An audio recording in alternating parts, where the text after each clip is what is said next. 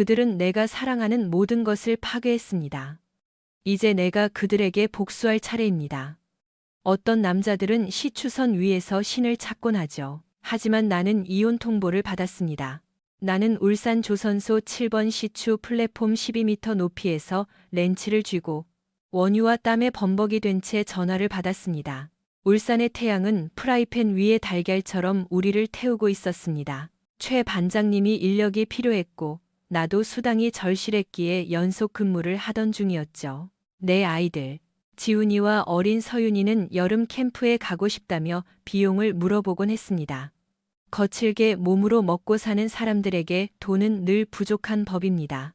그때 14년을 함께 산 아내 다인에게서 메시지가 왔습니다. 나 당신 떠나. 민준이랑 제주도로 갈 거야. 계좌에서 필요한 만큼 챙겼어. 변호사한테 연락 갈 거야. 다신 연락하지 마. 나는 그 메시지를 3번 읽었습니다. 글자는 바뀌지 않았습니다. 강민준. 그녀가 6개월 전 고용한 25살짜리 헬스 트레이너입니다. 상반신 노출 셀카나 올리며 스스로를 사업가라고 칭하던 놈이죠. 나는 그를 2번 본 적이 있습니다. 완벽하게 하얀 치아를 드러내며 헬스케어 혁명을 떠들어대던 놈입니다. 나는 그의 얼굴을 뭉개버리고 싶었습니다. 나는 떨리는 손으로 천천히 작업대에서 내려왔습니다. 두려움 때문이 아니라 다른 무언가 때문이었습니다. 가슴 속에 얼음처럼 차가운 감각이 내려앉았습니다. 태호야, 괜찮냐? 지상에서 최 반장님이 물었습니다. 130kg의 근육질 거구인 그의 목소리는 믹서기에 넣은 자갈처럼 걸걸했습니다. 네, 나는 대답했습니다. 잠시만요. 나는 구석으로 가서 은행에 전화를 걸었습니다. 자동 응답기는 내 입출금 계좌 잔액이 47영원이라고 유쾌하게 알려주었습니다. 수년간 모아온 200만 원이 들어있던 적금 계좌는 3일 전에 해지되어 있었습니다. 다인에게 전화했지만 음성 사서함으로 넘어갔습니다. 집에 전화해도 아무도 받지 않았습니다. 아이들에게 전화했습니다. 지훈이의 전화는 신호만 갈 뿐이었고 8살 서윤이는 아직 개인 휴대폰도 없었습니다. 그때 상식이가 낡은 트럭을 몰고 나타났습니다. 먼지 구름이 혜성처럼 그 뒤를 따랐습니다. 박상식. 10년 동안 나와 시추선에서 일하다가 영리하게 사설 탐정으로 전업한 놈입니다. 내 가장 친한 친구이자 혈육 같은 존재죠. 그는 트럭에서 내려 내 얼굴을 보더니 물었습니다. 누가 죽었냐? 내 결혼 생활이. 나는 메시지를 보여주었습니다. 상식은 그걸 읽더니 안색이 어두워졌습니다. 그 여자가 돈을 다 가져갔네, 전부 다. 세상에 상식아. 애들이랑 연락이 안 돼. 상식은 휴대폰을 꺼내 빠르게 눌렀습니다. 10분만 줘. 아는 사람이 많으니까. 그가 전화를 돌리는 동안 나는 트럭 범퍼에 앉아 허공을 응시했습니다. 내 뒤로 시추 설비가 돌아가고 있었습니다. 그 규칙적인 쿵쾅거림은 내 성인 시절 내내 익숙한 소리였습니다. 15년을 이 현장에서 일했습니다. 15년 동안 허리 통통과 손발의 상처를 견뎠습니다. 생일과 학예회를 놓쳐가며 일했습니다. 집에 돌아오면 너무 지쳐 아이들에게 굿나잇 키스도 겨우 해줄 정도였습니다. 도대체 무엇을 위해서였을까요? 알았어, 상식이가 돌아오며 말했습니다. 자, 내가 알아낸 거야. 내 아내는 2주 전에 제주도에 거주 신청을 했어. 접근 금지 명령을 신청했지만 기각됐지. 네가 아무 짓도 안 했으니까. 하지만 시도는 했어. 그녀는 네가 무관심했고 자신의 안전이 걱정된다고 주장했답니다. 미친 소리죠. 게다가 집도 팔아치웠어. 어제 등기 이전이 끝났대. 서류에 네 서명이 위조됐어. 부동산 쪽 인맥을 통해 확인했어. 이건 사기야, 태호야. 진짜 사기라고. 내 애들은? 상식의 얼굴이 굳었습니다. 제주도야. 다인이가 거기 있는 비싼 사립국제학교에 애들을 등록시켰어. 그녀는 학교 측에 네가 가족을 버렸다고 말했답니다. 가슴속의 냉기가 깨지고 뜨거운 열기가 치솟았습니다. 뭐라고 했다고? 내가 애들을 버리고 도망갔다고 소문을 냈어. 내 말 잘 들어. 상식이가 내 어깨를 잡았습니다. 우리가 이걸 바로잡을 거야. 하지만 이성을 찾아야 해. 네가 생각 없이 행동하면 진짜로 애들을 잃게 돼. 이해했어? 나는 고개를 끄덕였지만 스스로가 똑똑하다고 느껴지진 않았습니다. 마치 몽유병 환자로 살다가 자기 집이 불타는 걸 보고 막 깨어난 기분이었습니다. 애들을 봐야겠어. 내가 말했습니다. 그래, 제주도로 가자. 상식이가 말했습니다. 하지만 우리 방식대로 하는 거야. 법적으로, 그리고 영리하게. 나는 걱정스럽게 우리를 지켜보는 최 반장님과 시추시설을 뒤로 하고 다인에게 답장을 보냈습니다. 그래, 행운을 빌어. 단 4글자. 지금 내가 그녀에게 할 수 있는 유일한 말이었습니다.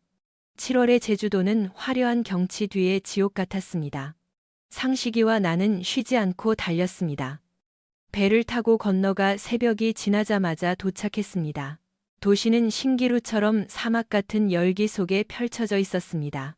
야자수, 수영장, 그리고 내가 10번을 다시 태어나도 벌지 못할 금액의 집들. 다인의 새 집은 서귀포 비스타 에스테이트라는 폐쇄형 고급 주택 단지에 있었습니다. 이름만 들어도 무언가 때려부수고 싶었습니다. 상식은 부동산 기록실에서 일하는 친척을 통해 주소를 알아냈습니다. 우리는 길 끝에 차를 세우고 관찰했습니다. 집은 으리으리했습니다. 하얀 외벽에 붉은 기와 차가 3대는 들어갈 차고 마당에는 BMW가 세워져 있었습니다. 다인이 타던 낡은 국산차가 아니었습니다. 완전히 새 차였습니다. 내 돈으로 산 거네. 상식이가 낮게 읊조렸습니다. 일부겠지, 나는 말했습니다. 하지만 전부는 아닐 거야. 그녀는 그만한 돈이 없었습니다. 그럼 남은 돈은 어디서 났을까요? 좋은 질문이었습니다. 3시간을 기다린 끝에 다인이 나타났습니다. 그녀는 완전히 달라 보였습니다.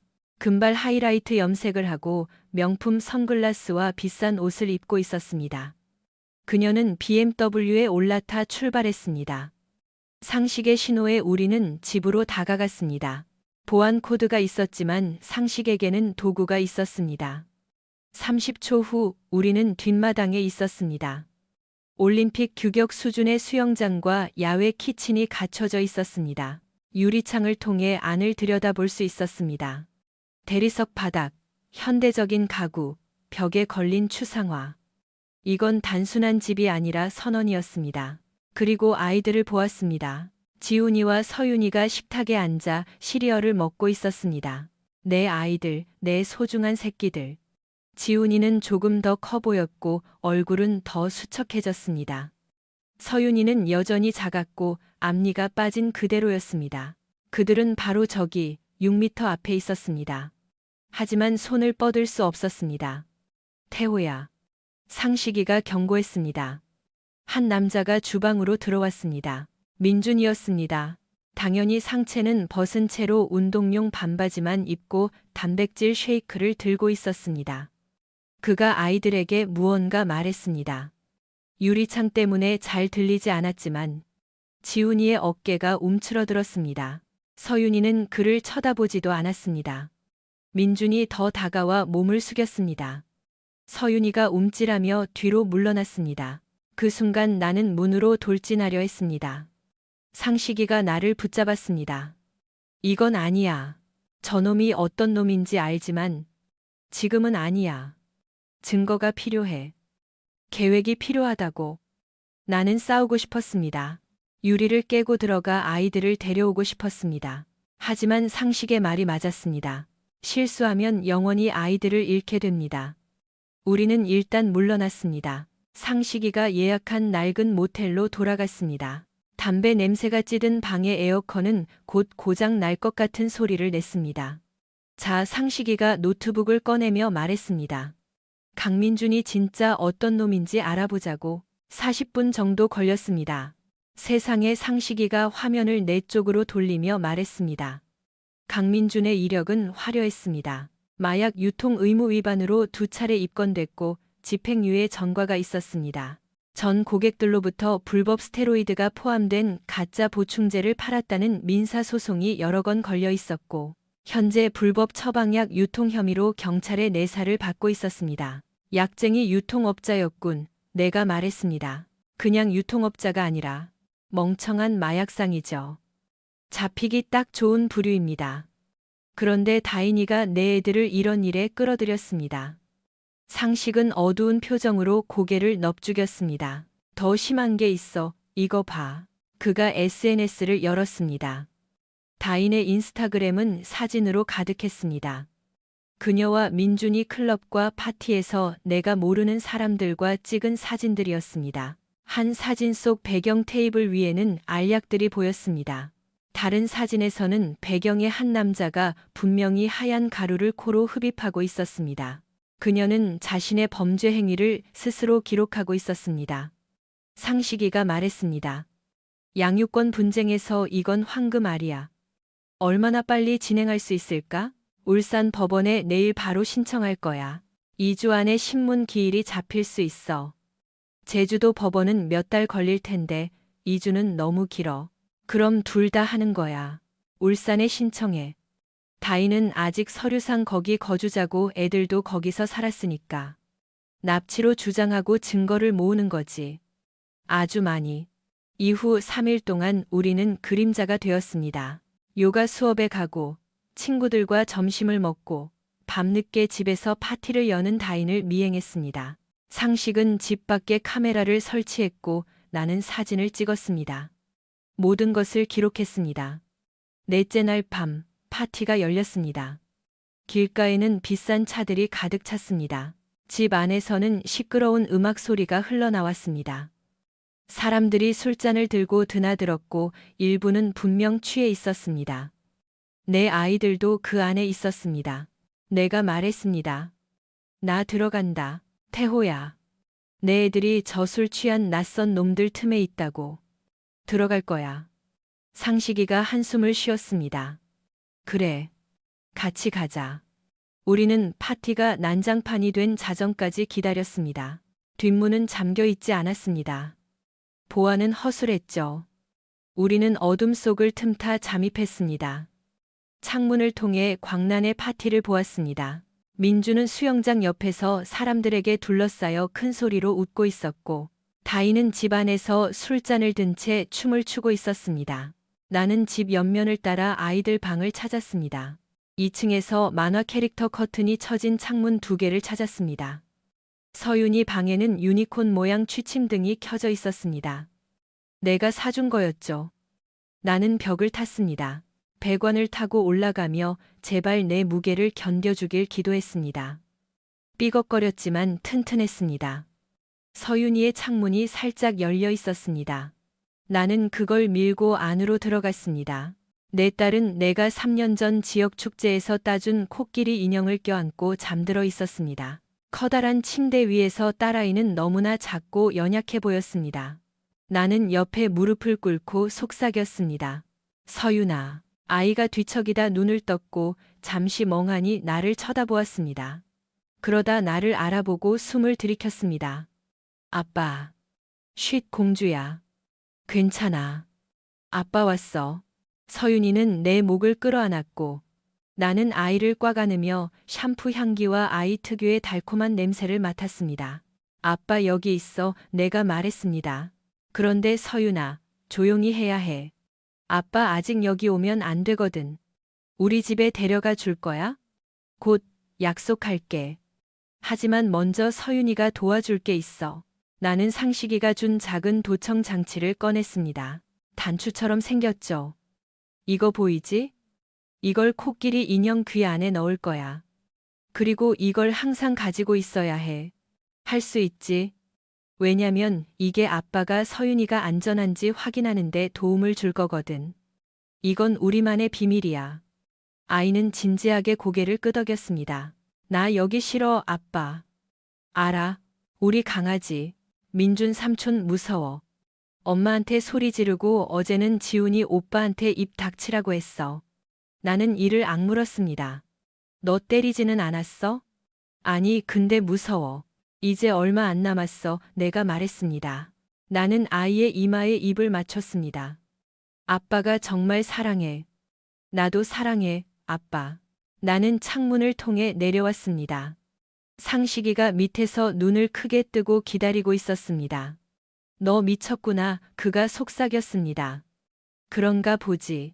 우리는 대문을 향해 갔고 그때 개가 나타났습니다. 로트와일러였습니다.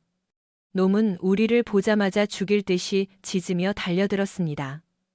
튀어. 상식이가 외쳤습니다.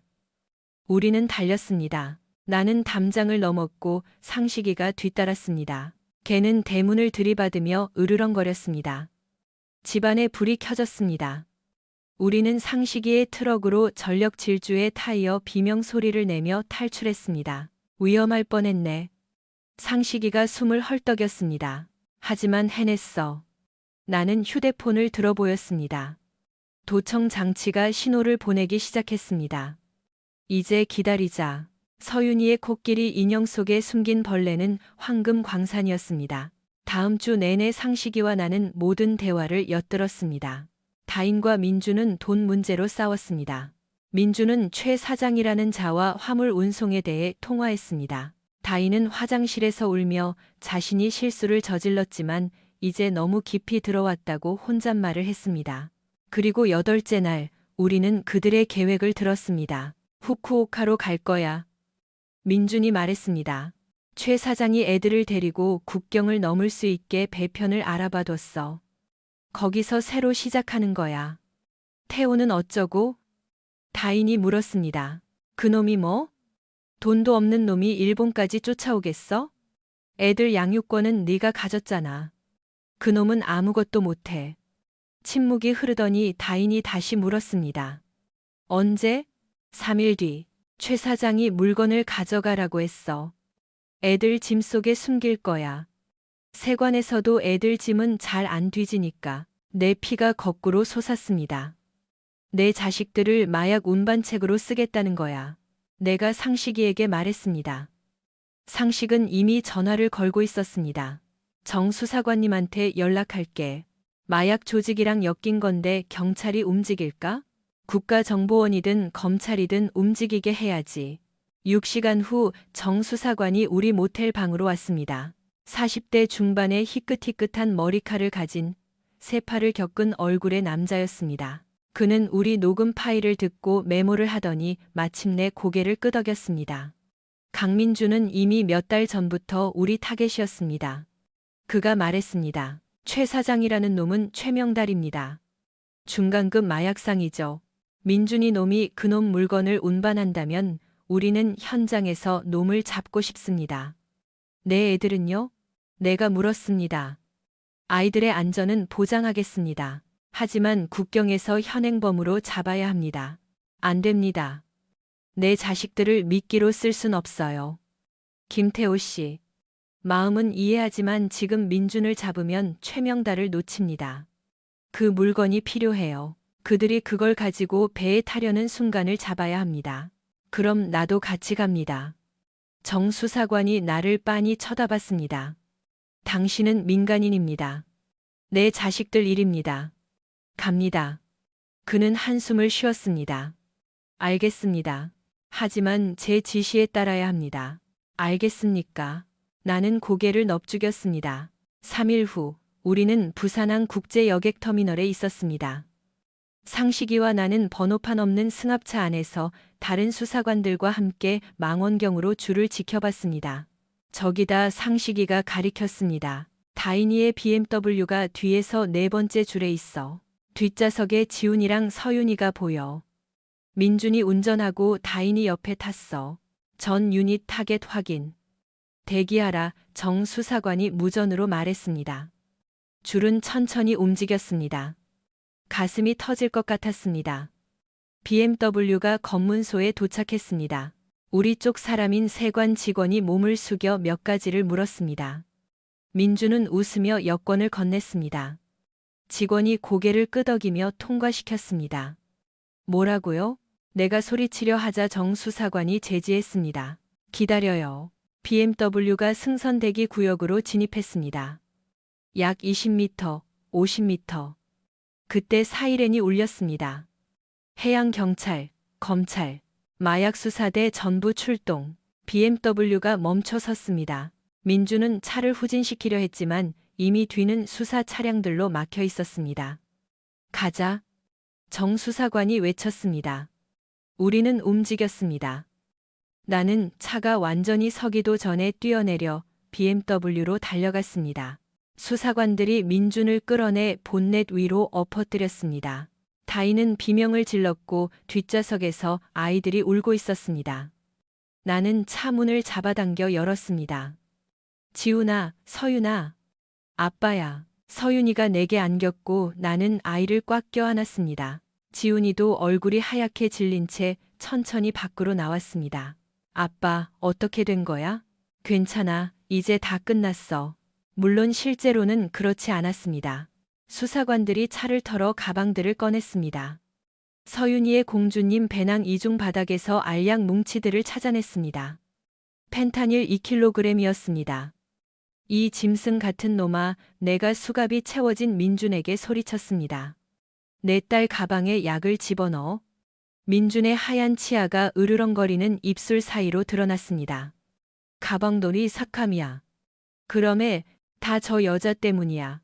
저 여자가 다 망쳤어. 아니, 나는 차갑게 말했습니다. 내가 망친 거야. 다인은 바닥에 주저앉아 얼굴을 가린 채 흐느끼고 있었습니다. 수사관 한 명이 그녀 옆에서 무전기로 보고하고 있었습니다. 정 수사관이 다가왔습니다. 강민주는 구속입니다. 마약 유통, 아동학대, 살인 미수급 범죄죠. 최소 20년은 썩을 겁니다. 저 여자는요? 내가 다인을 가리켰습니다. 복잡합니다. 약의 존재를 몰랐다고 주장하고 있어요. 반응을 보니 진짜 모르는 것 같기도 하고요. 증거가 부족합니다. 아이들을 데려간 건 민사적인 문제라 법원에서 해결하셔야 합니다. 나는 따지고 싶었지만 품에 안긴 아이들을 보며 일단 참기로 했습니다. 2주 후 울산 법원에서 양육권 소송이 시작되었습니다. 다인은 어디서 구했는지 변호사를 고용해 공동 양육권을 주장했습니다. 그녀는 민준에게 가스라이팅을 당했으며 약에 대해서는 전혀 몰랐고 자신도 피해자라고 주장했습니다. 내 변호사 김선영은 첫 신문에서 그 주장을 박살냈습니다. 재판장님, 김 변호사가 판사 앞에 서서 말했습니다. 이 여자는 사기 수법으로 가족의 집을 팔아치우고 공동 계좌를 털었으며 남편의 동의 없이 아이들을 타지로 데려갔고 마약 밀매 현장에 함께 있었습니다. 몰랐다는 주장은 이 아이들을 위험에 빠뜨렸다는 사실을 바꾸지 못합니다. 다인의 변호사인 교활해 보이는 박 변호사가 일어섰습니다. 재판장님, 제 의뢰인은 강민준과의 관계에서 피해자였습니다. 김 변호사가 말을 잘랐습니다. 의뢰인이 학대당했다는 증거는 어디에도 없습니다. 단 하나도요. 오직 그녀의 이기적인 욕망을 위해 아이들의 복지를 내팽개친 증거만 가득합니다. 엄격해 보이는 강 판사가 안경 너머로 다인을 보았습니다. 이다인 씨, 부동산 서류에 남편의 서명을 위조했습니까? 다인이 머뭇거렸습니다. 남편도 동의할 줄 알았어요. 예, 아니오로 답하세요. 네, 하지만 그리고 남편에게 알리지 않고 아이들을 제주도로 데려갔습니까? 네, 하지만 이유가 있었어요. 이유 따위는 궁금하지 않습니다. 오직 법만 따질 뿐입니다. 강 판사가 서류를 넘겼습니다. 임시 양육권은 김태호 씨에게 부여합니다. 이다인 씨는 1년 뒤 재평가 전까지 월 1회, 감독하에 면접 교섭만 허용합니다. 다음 사건. 다인의 안색이 창백해졌습니다. 재판장님, 제발요. 판결은 끝났습니다. 법정 밖에서 다인이 내게 다가오려 했습니다. 태호야, 제발. 얘기 좀 해. 아니. 나는 아이들을 데리고 그녀를 지나쳤습니다. 내 애들이기도 해. 나는 멈춰서 뒤를 돌아보았습니다. 넌 BMW 한 대랑 수영장 때문에 애들을 팔아넘겼어. 서윤이 가방에 약을 넣게 뒀다고. 넌 피해자인 척할 자격 없어. 난 약은 진짜 몰랐어. 하지만 강민주는 알았잖아. 그놈이 어떤 놈인지 알면서도 넌 그놈을 선택했어. 그녀는 대답하지 못했습니다. 하지만 진짜 전쟁은 법정이 아닌 여론의 장에서 일어났습니다. 다인의 친구들, 인스타그램 엄마들, 요가 수업 동료들은 그녀의 든든한 지지자였습니다. 그녀가 나를 떠났을 때 그들은 진정한 자아 찾기니 새로운 인생이니 하며 응원 댓글을 달아주었죠. 그때 상식이가 언론의 사건을 터뜨렸습니다. 울산 마약 밀매 사건 예비 신부 연루라는 기사가 나갔습니다. 체포 현장 사진과 수사관들의 인터뷰, 사건의 상세한 타임라인이 포함되었습니다. 다인의 SNS는 응원이 아닌 비난으로 폭발했습니다. 정보를 흘려줬던 친구 지혜가 긴 글을 올렸습니다. 너를 옹호했던 내가 부끄럽다. 어떻게 애들을 위험에 빠뜨릴 수 있니?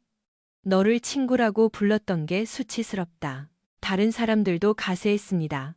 비난 댓글이 인스타그램을 도배했고 그녀는 24시간 안에 계정을 폐쇄했지만 이미 늦었습니다.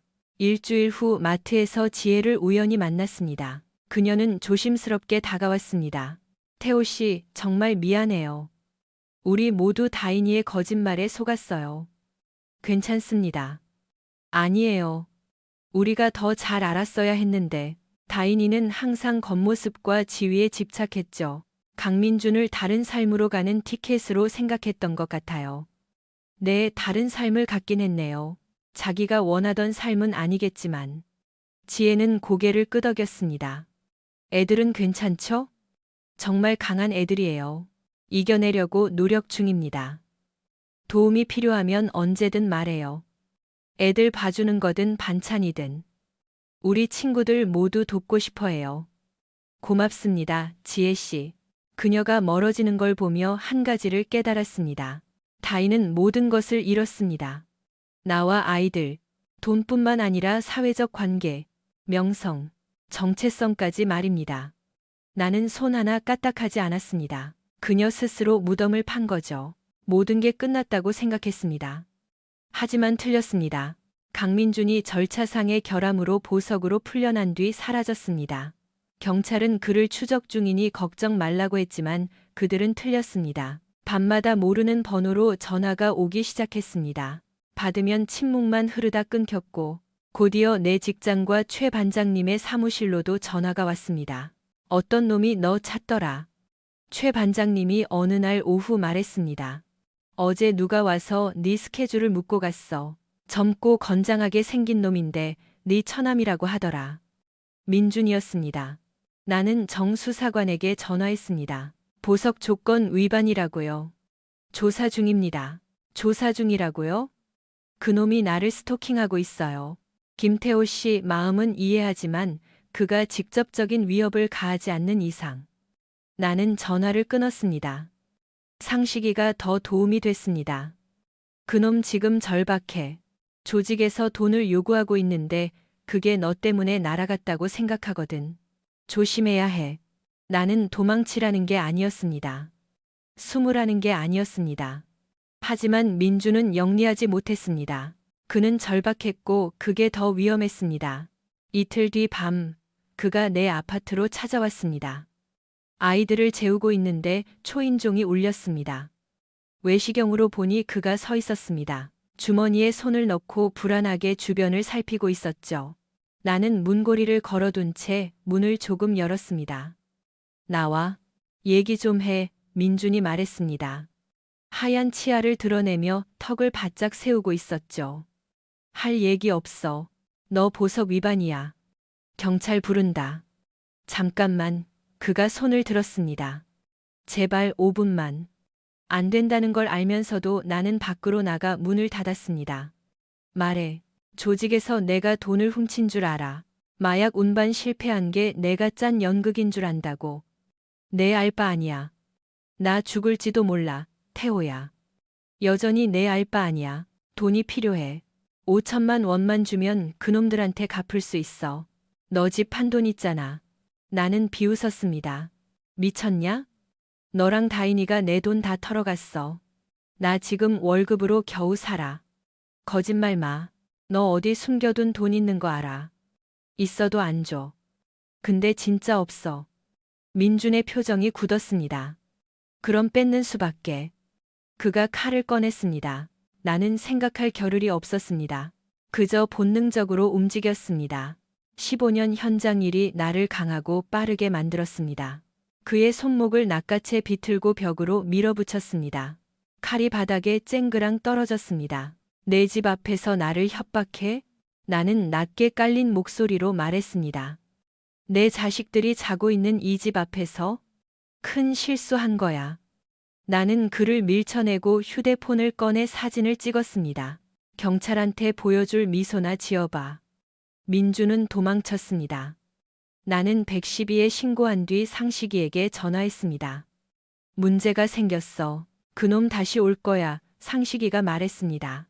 우리는 아파트 보안 카메라 영상을 돌려봤습니다. 칼을 든 민준의 모습이 선명하게 찍혀 있었습니다. 오라고 해, 내가 말했습니다. 태호야, 위험해. 오라고 해. 하지만 이번엔 우리가 준비하고 기다리는 거야. 상식이가 나를 빤히 쳐다봤습니다. 무슨 생각이야? 이 일을 영원히 끝내고 싶어. 법적으로 말이지? 당연하지. 내가 그놈을 죽이겠다는 게 아니야. 다시는 내 근처에 얼씬도 못하게 완전히 파멸시킬 거야. 계획은 간단했습니다. 그를 외딴 곳으로 유인해 카메라 앞에서 스스로 자백하게 한 뒤 경찰과 마약 조직 양쪽에 넘기는 것이었습니다. 늑대 밥으로 던져주겠다는 거야? 그놈이 내 자식을 늑대 밥으로 던졌잖아. 눈에는 눈, 이에는 이지. 우리는 장소를 신중히 골랐습니다. 울산 외곽에 버려진 시추 설비 기지였습니다. 수년간 가동이 중단되어 텍사스, 아니 울산의 열기 속에 녹슬어가고 있는 곳이었습니다. 최 반장님이 그곳을 잘 알았고 우리를 도와주었습니다. 그리고 덫을 놓았습니다. 나는 상식이를 시켜 다인의 옛 지인들 사이에 소문을 냈습니다. 내가 집한 돈을 거액으로 챙겨서 안전을 위해 예전 직장 근처 창고에 현금으로 숨겨뒀다고요. 멍청한 소리 같지만 절박한 사람은 지푸라기라도 잡는 법입니다. 3일 뒤 민준이 낚였습니다. 상식은 내가 어느 현장에서 일하는지 캐묻고 다니는 그를 추적했습니다. 그는 나를 미행했고 나는 그를 폐쇄된 기지로 이끌었습니다. 달빛도 없는 무덥고 끈적한 밤이었습니다. 녹슨 철골들이 별빛 아래 해골처럼 서 있었습니다. 나는 트럭을 세우고 빈 가방 하나를 든 채 내렸습니다. 민주는 그게 빈 가방인 줄 몰랐죠. 나는 메인 플랫폼으로 연결된 계단을 올라갔습니다. 철제 계단을 밟는 소리가 울려 퍼졌습니다. 뒤에서 다른 차 소리가 들렸습니다. 민준의 렌터카였습니다. 사건 곳이 그는 천천히 내려 주변을 살폈고 위에 있는 나를 보고 기어 올라오기 시작했습니다. 나는 가방을 발치에 두고 기다렸습니다. 상식은 조종실 안에 숨어 카메라를 돌리고 있었습니다. 정 수사관도 근처에서 대기 중이었습니다. 민준이 숨을 헐떡이며 플랫폼에 도착했습니다. 그는 다시 칼을 꺼냈습니다. 참 뻔한 놈이야, 내가 말했습니다. 닥쳐. 돈 내놔. 돈 없어, 민준아. 처음부터 없었어. 그의 얼굴이 분노로 일그러졌습니다. 거짓말 마. 아니, 이건 덧치고 넌 제 발로 기어 들어온 거야. 나는 카메라를 가리켰습니다. 웃어봐. 너 지금 생중계 중이야. 민주는 당황해서 주변을 둘러보다 카메라를 발견하고 얼굴이 하얗게 질렸습니다. 그러다 갑자기 달려들었습니다. 나는 옆으로 피했고 그는 내 옆을 지나쳐 비틀거렸습니다. 플랫폼 바닥은 오래된 기름기로 미끄러웠고 그의 비싼 운동화는 접지력이 없었습니다. 그는 미끄러지며 난간을 붙잡고 간신히 버텼습니다. 내가 내 인생을 망쳤어. 그가 소리쳤습니다. 아니, 나는 차갑게 대꾸했습니다. 내가 내 인생을 망친 거야. 넌 탐욕스러운 마약상일 뿐이야. 여자 뒤에 숨고 애들을 미끼로 쓰는 겁쟁이라고. 넌 아무것도 아니야, 민준아. 항상 그랬지. 그는 다시 칼을 휘두르며 달려들었습니다. 나는 옆에 있던 쇠사슬을 낚아채 휘둘렀습니다. 그의 어깨에 맞았고 그는 비명을 지르며 칼을 떨어뜨렸습니다. 넌 끝났어. 내가 말했습니다. 경찰도 마약 조직도 이제 다 알게 될 거야. 넌 이제 갈 곳 없어. 민주는 무릎을 꿇고 어깨를 감싸 쥐었습니다. 제발. 그가 나직하게 읊조렸습니다. 조직원들이 널 죽이려 들지도 모르지. 나는 말했습니다. 하지만 그건 내 알 바 아니야. 내 문제지. 나는 정 수사관에게 전화했습니다. 여기 있습니다. 데려가세요. 20분 후 경찰이 도착했습니다. 민주는 폭행, 스토킹, 보석 조건 위반으로 다시 체포되었습니다. 정 수사관은 민준이 어느 구치소로 이송될지 은근슬쩍 소문을 낼 것이라고 내게 귀띔했습니다. 마약 조직이 내일 아침이면 알게 될 겁니다. 그가 낮게 말했습니다. 보호 유치로도 부족할 겁니다. 내 알바 아닙니다. 나는 대답했습니다. 민준이 다시 구속되면서 다인도 결국 조용해질 줄 알았습니다. 하지만 그녀는 더 절박하게 매달렸습니다. 그녀는 양육권 변경 신청을 내고 내가 민준을 함정에 빠뜨렸으며 내가 위험한 인물이라 아이들이 안전하지 않다고 주장했습니다. 재판은 난장판이었습니다. 다인은 어디서 났는지 비싼 변호사를 새로 데려왔습니다. 누군가 배후에서 지원하고 있다는 뜻이었죠. 그녀는 옛 요가 동료들, 전 직장 상사, 심지어 자기 엄마까지 증인으로 세웠습니다. 그들은 내가 통제적이고 무심하며 감정적으로 차가운 남편이었다고 증언했습니다. 김 변호사가 그들의 증언을 하나씩 깨부쉈습니다. 증인, 김태호 씨가 아이들과 시간을 보내는 걸 마지막으로 본 게 언제입니까? 모르겠어요. 몇 년 전인가? 몇 년 전이라고요? 그럼 최근의 양육 방식에 대해서는 전혀 모르시는군요.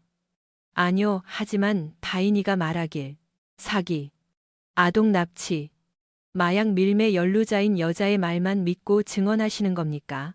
증인은 대답하지 못했습니다. 모든 증인이 그런 식이었습니다. 결국 다인의 주장은 무너졌습니다. 드디어 내 차례가 왔습니다. 김태호 씨, 김 변호사가 물었습니다. 아이들과의 관계에 대해 말씀해 주십시오. 나는 깊은 숨을 들이켰습니다. 나는 내 아이들을 세상 그 무엇보다 사랑합니다. 15년 동안 주 60시간씩 일하며 가족을 부양했습니다. 생일과 학예회를 놓친 적도 많고 그 점은 정말 후회합니다. 하지만 아버지로서의 역할은 단 한 번도 놓친 적이 없습니다. 전처가 아이들을 데려갔을 때 나는 법이 허용하는 모든 수단을 동원해 아이들을 되찾아왔습니다. 법을 지켰고 경찰에 협조했습니다. 아이들이 위험하다는 걸 알았을 때 내 목숨을 걸고 아이들을 지켰습니다. 김태호 씨는 전처가 좋은 엄마라고 생각합니까? 나는 잠시 멈췄습니다. 여기서 관대함을 보일 수도 있었습니다. 하지만 나는 서윤이의 약이 가득 찬 배낭을 생각했습니다. 지훈이의 움츠러든 어깨와 아이들의 눈에 서려 있던 공포를 떠올렸습니다. 아니요, 나는 말했습니다. 전혀요. 좋은 엄마는 자식보다 마약상을 선택하지 않습니다. 좋은 엄마는 호화로운 생활을 위해 자식을 위험에 빠뜨리지 않습니다. 좋은 엄마는 아이들에게 아빠에 대해 거짓말을 하지 않습니다. 다인이는 예전엔 좋은 엄마였을지 몰라도 지금은 아닙니다. 법정은 침묵에 잠겼습니다. 강 판사가 다인을 보았습니다. 이다인 씨, 마지막으로 할 말 있습니까? 다인이 일어나 눈물을 흘리며 말했습니다. 실수했어요. 알아요. 하지만 전 아이들을 사랑해요. 두 번째 기회를 가질 자격이 있다고요. 이다인 씨, 강 판사가 말했습니다. 두 번째 기회는 거저 얻는 게 아닙니다. 당신은 아직 자격이 없어요. 단독 양육권은 김태호 씨에게 부여합니다. 1년 뒤 재평가 전까지 월 1회 감독하에 면접만 허용합니다. 재판 끝났습니다. 다인은 의자에 주저앉아 흐느꼈습니다. 법정 밖에는 기자들이 기다리고 있었습니다. 사건은 이미 전국적인 뉴스가 되어 있었습니다. 마약 밀매 연루된 비정한 엄마, 양육권 박탈이라는 제목이 포털 사이트를 도배했습니다. 다인은 연문으로 빠져나가려 했지만 기자들이 그녀를 에워쌌습니다. 카메라 플래시가 터지고 질문들이 쏟아졌습니다. 약의 존재를 진짜 몰랐습니까? 남편을 버린 걸 후회합니까? 아이들에게 한마디 해주시죠. 그녀가 밀치고 나가려 했지만 한 기자가 가로막았습니다. 전 남편은 당신이 자식보다 마약상을 선택했다고 하는데 사실입니까? 다인이 소리쳤습니다. 다 거짓말이에요. 그 사람이 조작한 거라고요. 나를 매장시키려고 짠 연극이에요. 그럼 딸의 가방에서 나온 약도 남편이 넣었다는 겁니까? 그건 난 몰랐다니까요. 강민준이 마약 전과자인 건 알았을 텐데요. 법원 기록에 따르면 당신도 여러 차례 현장에 있었고요. 다인은 당황해서 주변을 둘러보았습니다. 자신이 덫에 걸렸음을 깨달은 거죠. 다 그 사람 때문이야. 태호가 다 망쳤어. 카메라는 그 모든 장면을 담았습니다. 그날 저녁 영상은 인터넷에 퍼졌습니다. 자기 잘못을 전남편 탓으로 돌리는 이기적인 엄마라는 제목이 달렸습니다. 댓글은 잔인했습니다. 다인의 신상 정보가 털리는 데는 몇 시간도 걸리지 않았습니다. 그녀는 모든 계정을 지우고 번호를 바꾸고 인터넷에서 사라져야 했습니다. 하지만 이미 늦었습니다. 그녀의 이름은 악평의 대명사가 되었습니다. 아무도 그녀를 고용하려 하지 않았고 집을 빌려주려 하지도 않았습니다. 심지어 친정엄마도 전화를 받지 않았습니다. 그녀는 모든 걸 잃었습니다. 6개월 후 삶은 다시 옛 리듬을 찾았습니다. 지훈이는 심리 상담을 받으며 트라우마를 극복 중입니다. 지훈이는 예전보다 더 많이 웃고 더 많이 말합니다. 서윤이는 가끔 악몽을 꾸지만 그 횟수가 줄어들고 있습니다. 나는 현장 관리직으로 승진했습니다. 직접 시추 설비를 타는 시간은 줄었고 관리 업무가 늘었습니다. 시간은 더 여유로워졌고 월급은 올랐습니다. 최 반장님이 힘을 써주셨죠. 내가 그럴 자격이 있다면서요. 상식이는 거의 매주 주말마다 놀러 옵니다. 우리는 마당에서 고기를 굽고 축구를 보며 아이들이 뛰어노는 걸 지켜봅니다. 평범한 삶. 내가 항상 꿈꿔온 삶입니다. 그러던 어느 날 다인이 나타났습니다. 토요일 오후였습니다. 차고에서 지훈이에게 트럭 오일 가는 법을 가르쳐주고 있는데 초인종이 울렸습니다. 문을 여니 그녀가 서 있었습니다.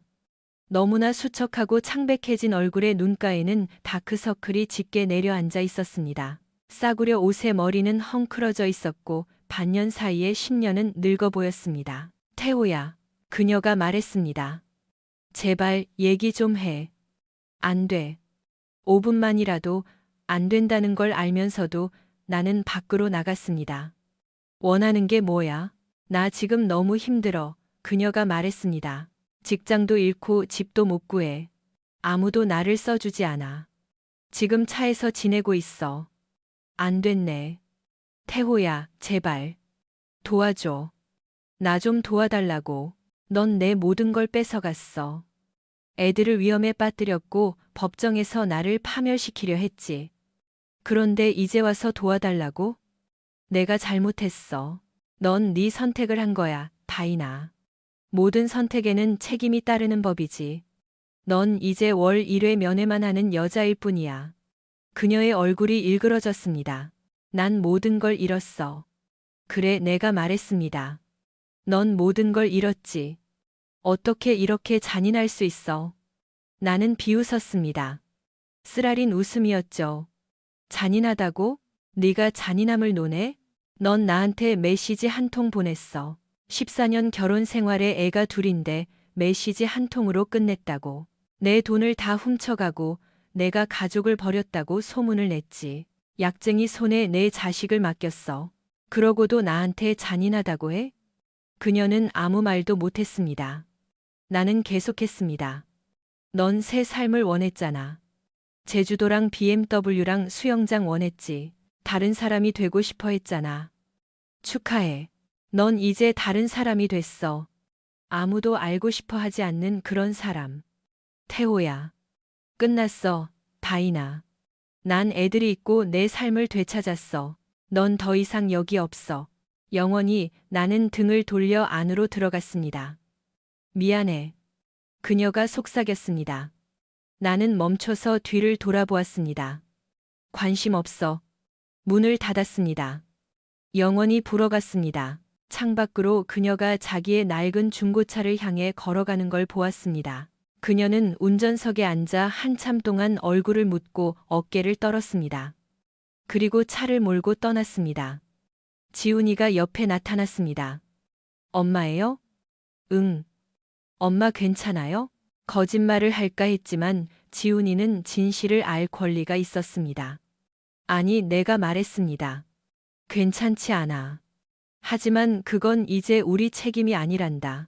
지훈이는 천천히 고개를 끄덕였습니다. 알겠어요. 우리는 다시 차고로 가서 트럭을 고치며 우리만의 삶으로 돌아갔습니다. 3개월 후 정 수사관에게 전화가 왔습니다. 이 소식은 알아야 할 것 같아서요. 강민준이 유죄를 인정했습니다. 징역 25년, 가석방 없음입니다. 잘 됐군요.